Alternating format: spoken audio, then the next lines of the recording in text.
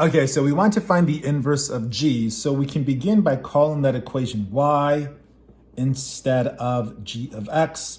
And then after that, we can label our work and we can write down the word inverse to prepare for that very thing. So then what we do is we switch x's and y's. So all the y's become x's and all the x's become y's. And then here, I'm trying to get rid of this denominator. So I'll multiply both sides by the quantity 3y plus 4 in parentheses, because these here, they're gone. And we can distribute the x on that side. So that would be, in purple here, it'd be 3yx plus 4x equals 5 take away 7y. Then we do that thing where we move things around if necessary. So what I'm trying to do is anything that has a y, I'll move it to the left. Everything else, move it to the right. So let's see, I'm gonna move this piece to the other side, and I'm gonna move this piece to that side. Making these arrangements or rearrangements, I would have this here, like so.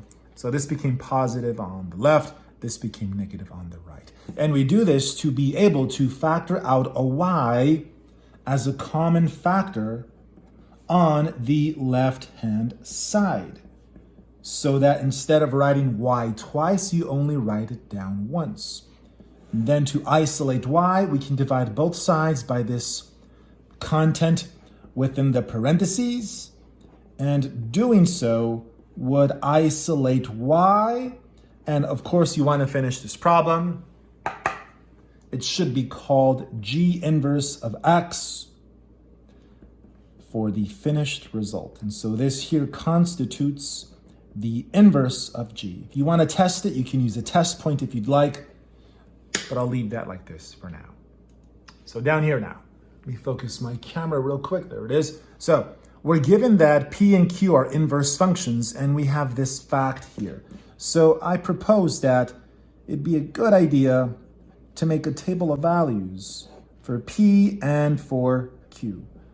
So we have x, p of x, and x, q of x. And let's see, we have -7, 13, that's for function p. And for function q, we have 5, -8. So these two functions, right, they have these points. And, oh yeah, look, they're inverses, right? They're inverses. So we know that these points can be transposed or flipped and placed on the other function's table of values. So that becomes here, and instead of 5, -8, this becomes -8, 5. So using this table, these tables, we can answer these questions. So let's see, q of 13. So go to function q, this one, input 13, and the output would be -7. So this equals -7. How about the next one? So we have, ignore the coefficient that says p of -8. So p of -8 would be 5, but it's -4 times that 5, which is that much there. How about here?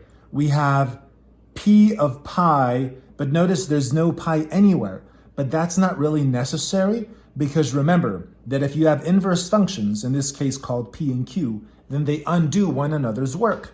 So whatever p of pi is, q of that amount would bring it back to pi. So in a sense, those knock out, so that it's just 3 times the original input value, which of course is just 3 pi. And here, let's see, let me just cover up the denominator. We know that p and q are inverses, so in a sense, they knock each other out, and it would just liberate the 76, but it's sitting above a 4, and 76 divided by 4 is 19.